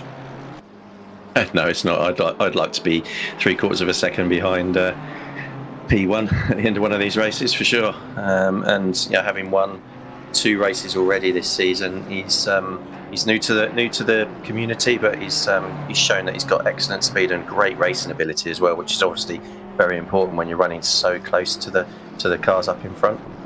And as we see, the last 8 minutes now, so probably another maybe 6 laps. 5 laps. Yeah, 5 laps to go, and Spenkeling has just settled himself, maybe 1.4 seconds, so Dean Riley 1.7 seconds behind Antamaki, with Nard Cox still a little way back. As we see, the sun setting there. Isn't it lovely? it absolutely is. I mean, that's just gorgeous right there. That's something. I feel like that's something that no other sim gives you. Like that. Obviously, the drivers don't see it. You know, the drivers don't see that view at least. They do see the sun come through every now and again, but it's really, for them, it's more of a hindrance than anything. But for us as commentators, I would hope for you there spectating, watching this event, I mean, that's just beautiful. Yeah, I think if you want to see this, you want to see the sun as a driver, you have to go to Bathurst. It's the only place really you get to see it on the hill in the evening. It's obviously a lovely place to drive, but a challenge even more so when it's when the sun's setting, because you get it right in your eyes coming down over the top of the hill, which isn't the greatest place for you to have sun in your eyes. That's for sure. Yeah, it's really not. Been there, done that. That's really not a pleasant experience whatsoever. But yeah, Bathurst is also one of those very scenic places for cars to race at. As Spenkeling once again getting a little bit of sparks there on the curbs, as the middle of the car actually runs over those that exit curb. But yeah, that's the one thing I would try to be careful with as well. The car bottoming out over the curbs, that can I mean, it's very unlikely to happen, but it can happen that you'll just lose the car because it just all of a sudden loses all the downforce. Yeah, absolutely. So we're just going to have I'm going to have a few shout outs to the people that are watching on stream. So thanks to everybody watching. So Jean Pinchbeck, hi Jean, and obviously that's Chris's mum, who watches religiously to see Chris race, and obviously all the other guys and girls that race with us. How Yenis as well, back hoping to be back on the grid next season. So, and as you will be welcome as always. Woes, I don't know what that person's real name, I don't recognise it, so hi to you. CBSR Racing as well. UK Saddler, hi, obviously new to the stream, welcome. Please make sure if you're enjoying what you're seeing, click the subscribe and the notification bell so you can see lots more. We try to stream as many of our races as possible in terms of our series. That you'll also always see the ACC stuff as well as some of the ACI racing races that we run. Who else? We've got Tim on the stream as well, and Aaron Van Drunen, who he's had his wheel disconnect, unfortunately, by the looks of things. So, unfortunately, that was a big unfortunate incident in terms of technical failures. As we said earlier, that can easily happen in the real life as well as sim. And that's it. So currently, obviously, anyone that joins us for the stream or the replay of the broadcast, welcome, and do watch out for anything that's coming up. And if you want to get involved, you can see the Discord link in the description below the video. Do join us. You can have a look on the website where you will see some of the races that are coming up. That will be updated soon with some of the new race series that we just announced. So we'll run through those at the end of the race as well, just so you can see what we're running. So do join us in Discord and say hello, and we'll point you in the right direction on how to get involved. Yeah, meanwhile, Spenkeling and Antamaki actually getting past another lapped car here that's driving quite slowly. I think that's Mullet this time around in the highest place McLaren on the in the field right now in P16. So only the top 15 at this point still on the lead lap, and I think Tractor and Wilczek, who are both fighting pretty closely as well, they might be lapped as well. They might. Yeah, it's going to be really close. There is Patrick Tractor right on the back of the BMW of Wilczek. And we're going to see the leaders, I think, come out of there. They are in the background. Oh, with 2 laps remaining. Oh, this could be really interesting here. That we have those 2 cars fighting at least over overall positions. Obviously, their class positions wouldn't change because they're both in different classes. But for overall, battling for overall points with the 2 leaders or 3 leaders coming up behind. Oh, this could get really, really interesting. Let's hope that either this doesn't happen at all, which, I mean, it would be best for the 2 or 3 leaders here, or if it does happen, it happens without any issues whatsoever, as Brophy has a drive-through penalty. What is that for? That will be for track limits. Oh. So he would have gone over track limits 4 times. He would have had 3 warnings, and the next time he would get a drive-through. So he'll have to serve that before the end of the race, or he'll get a time penalty, which is more than likely bigger than the drive-through. So You really don't want to get a drive through on the last lap like I did at Spa after 2.5 hours when fighting for second position. That is not what you want to be doing. But yeah, it's unfortunate it happens, but you'll see you've only got yourself to blame really at the end of the day. Yeah. Generally the case with track limits, as Patrick Tractor still very, very close here to Vincent Wilczek. Still battling really closely, and they are the leaders as we trying to find them. Oh, there they go! Ooh! I thought for a moment Tractor was ahead, and then I thought they were going to crash, but that perspective was really deceptive there. And look at how much closer the two leaders have come to this battle. There is one more lap to come after this. The next lap will be the last lap of the race. That is for sure, at least for Spenkelink and Antamaki. For those two, it might not be. If they stay ahead of the two cars in front, then they will have one more. I think it looks like they're going to stay ahead at the moment. Well, there's one more lap. We will find out. It might be... Nah, they got too close. Look at Spenkelink and Antamaki right there, as I think Tractor's going to try the move into turn 2. He's so close here. He's looking up the inside. Is he late on the brakes? No, he's not. He was looking, but he wasn't quite there. Well, I think he's got to get the move done in the next two corners, or he'll be getting blue flags and he'll have to move over. Because as Antamaki is really sort of sniffing the win here, with Sam Spenkelink really coming up at the back, towards the back of these two. As you can see on the left-hand side, blue flags are waving, so Tractor's really got to be moving out of the way pretty quickly. He's probably 0.5 a second. There he goes. And yeah, good move. And as you can let Dean Riley through as well. I think he is, but Dean Riley's far too far back, I think, at the moment. Riley next corner, so I think the next couple of corners. We did not let him through just yet, but Spenkelink still holding on to the lead here. Final lap. Look at this, 5 seconds is ticking down into the loop. Antamaki, he's not close enough. Half a second is just a bit too much. The clock has run down to 0, so this is the final lap, and still Antamaki not quite there. Wilczek, meanwhile, not lapped yet. He's still in front of these two. I think they just got slowed down enough, those two, didn't they, to stop them really needing to have Wilczek out of the way, because that would have been interesting with Tractor as Wilczek runs wide, and they do get through before the last corner.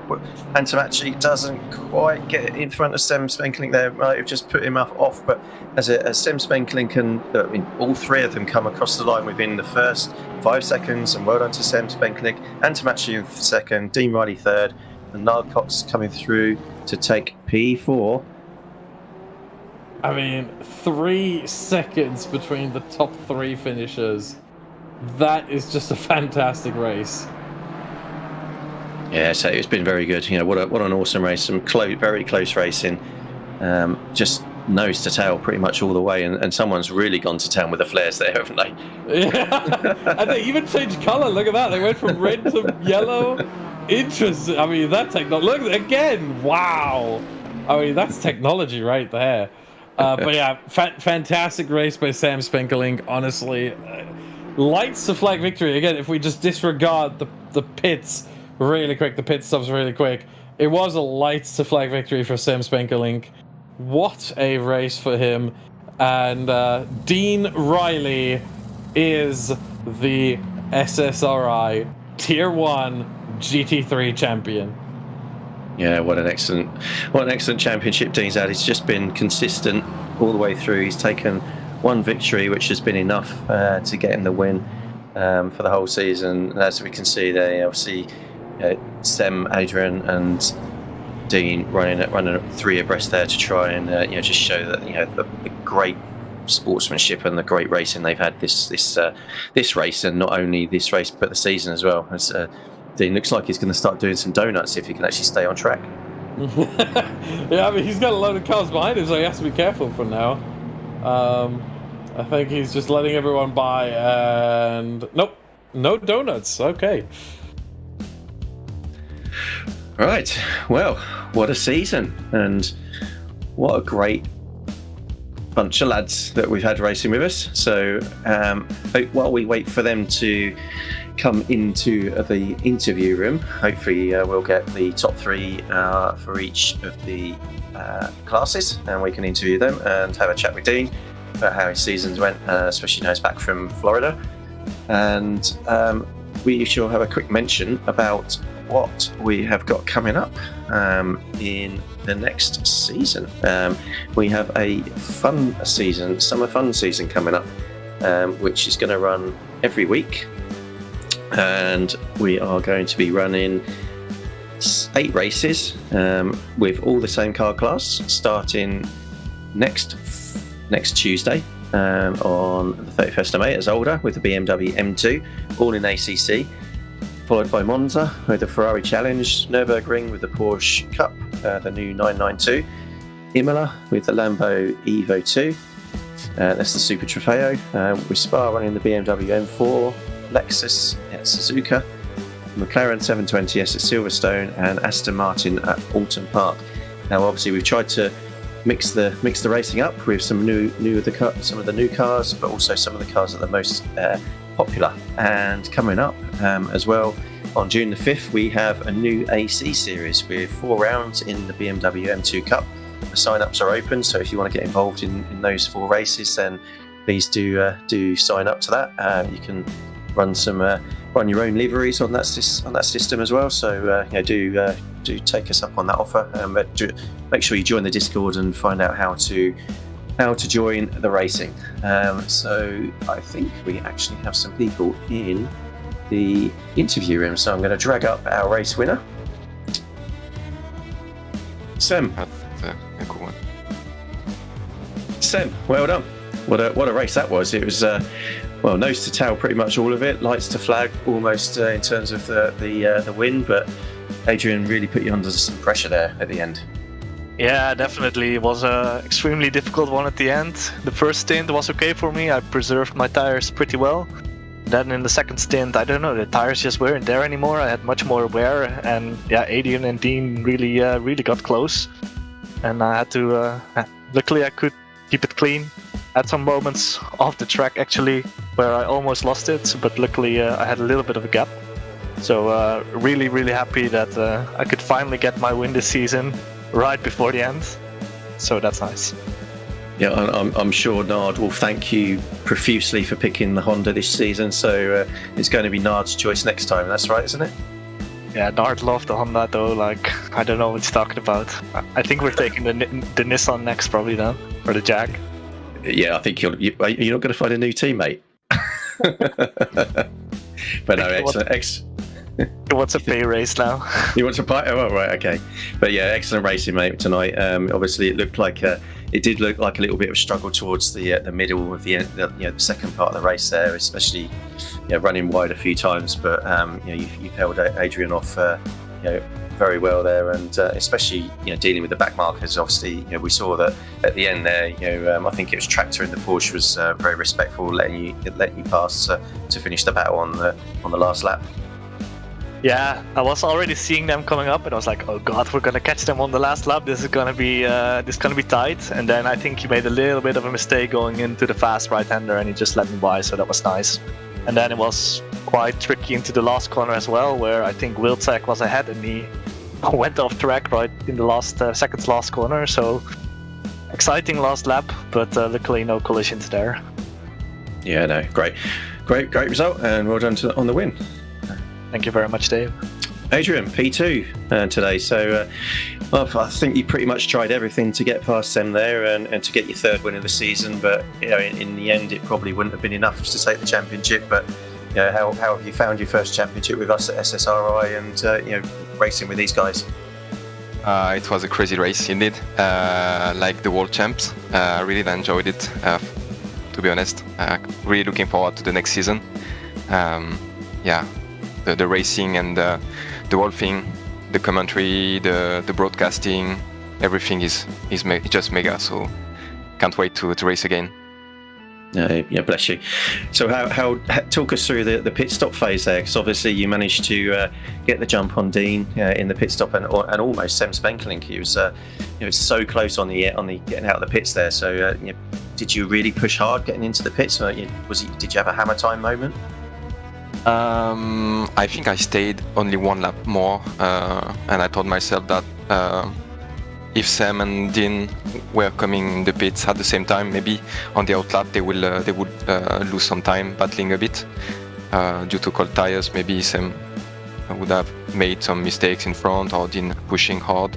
So yeah, I think it was more the only one lap I did right after they pitted that did the difference, because didn't push that hard to be on the limit, on the pit limiter, to be honest. No, that's good. And just talk us through how difficult it is to race so closely, because we saw you racing literally bumper to bumper for almost half the race there, with Sem and Dean before that. So how do you find it? Is it do you prefer to chase, or do you prefer to be the person in front? That's a tricky one. Depends to the tracks. Here, Cheetah is really a nemesis if you're following, because you can't see really the curb coming. So yeah, I do prefer be hunt in this track. So yeah, to be honest, that was really tough. The whole race basically, because the first stint I followed Dean. Indeed, I did a mistake at Cheetah, and the second stint following Sam. So yeah, it was an intense race for sure. No, it was a good race, mate, and an excellent season. So it looks like, subject to any stewards' appeal notices, which we didn't see any. So I suspect that's not going to happen. But it's secured P2 in the championship as well, in your first championship with us. So congratulations on that, and well done for the race tonight. Yep, thanks a lot. Really looking forward to the next one. Yep, bring it on. Dean, Mr. Riley. So, champion of the world for season 1. Well done, mate. Obviously for team SSRi Esports. So congratulations on finishing P3 tonight, and also winning the championship outright. Yeah, cheers, mate. So how was the race? Obviously there was Seb and I were discussing at the start that you didn't really need to go for it too hard, and that pretty much went out the window after the first corner. So tell us your thoughts on how you thought the race was going to pan out at the start, and did you want to go for the win, and was it really just something that developed through the race?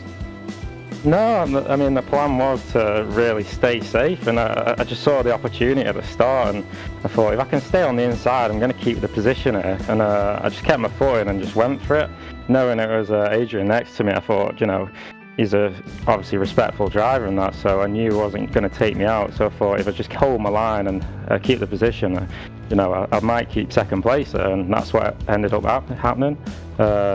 But yeah, I mean, I didn't expect to gain any positions off the start, and I'd been happy to stay in P3, throughout the whole race, and as long as it was within touching distance of Adrian, and yeah, the championship was mine, and that's what happened. No, so it's been an excellent season, and obviously not finishing below P4, other than obviously being on holiday in Florida for one of the rounds. That's where you've won it this season, isn't it? You've just been massively consistent. Where Adrian, I think, finished 39th in one round, which it really hurt him in terms of the overall points. Yeah, I mean the key to obviously winning championships is being consistent and not making stupid errors. I mean, in past championships, I think I've fought a little bit too hard to try and go and get them wins and get the overtakes, and they're really not necessary if you don't need to win the race. And yeah, I think consistency was key for the whole championship for me. I mean, stayed out of trouble. I didn't try and race too hard, but we had some great battles throughout the season. And yeah, Adrian and Sam and Clayton, I think Nod, throughout the whole season, we had some really good battles, and I hope looking forward to next season. So what are you going to do in terms of cars next season? Are you going to hang up the BMW to drive for a little while, and maybe choose the Ferrari or the Audi?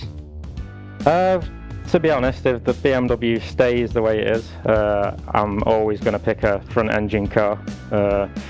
Yeah, if it stays as that, I'll be definitely in the BMW, I think. I mean, I haven't put much practice in for this race, and it was just so easy to drive and be quick in straight away. So I think the mid-engine cars can bite you, and as you race over. And for me, I'm just more comfortable in the front engine car, so I'll be definitely picking that.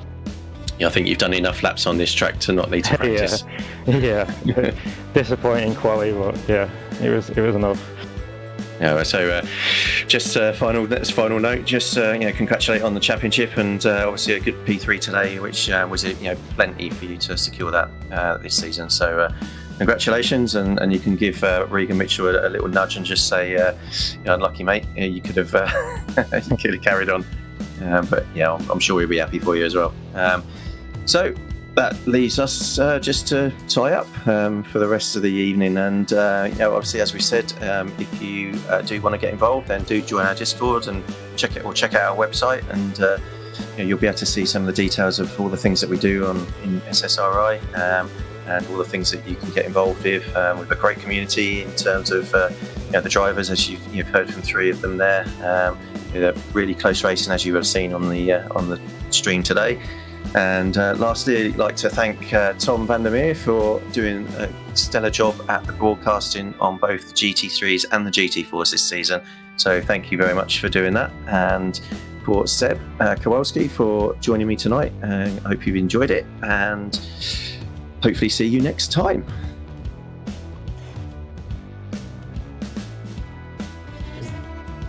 Is this where I say something? You can say something if you like, Seb, yeah. Okay. No, it was a lot of fun. Been out of the commentary booth for 5 months, and coming back to a fantastic race, to a fantastic fellow commentator, to a very professional organization here. It was a lot of fun. Really enjoyed it, and big thanks to the drivers for putting on the show, and for everyone behind the scenes for organizing it as well. Yeah, it's a great community, and as you say, the work that's put in by all the volunteers that do this is second to none. We see a lot of streams out on the internet nowadays with you on YouTube, and I think we do have some of the best out there. So well done to those guys and girls that are all involved in that. It's the likes of Sam Pearce, Chris Hill, Steve Proudley, Adam Ben, Butavert as well, who do some of the broadcast and commentary for Tier 2 and Tier 1s, who are not here tonight, and obviously Chris Buxton as well, and David Christie, who did the broadcasting last round out, because Tom was on holiday, I think. So thanks to everybody that's been involved, and all it leaves me to say is good night and see you next time.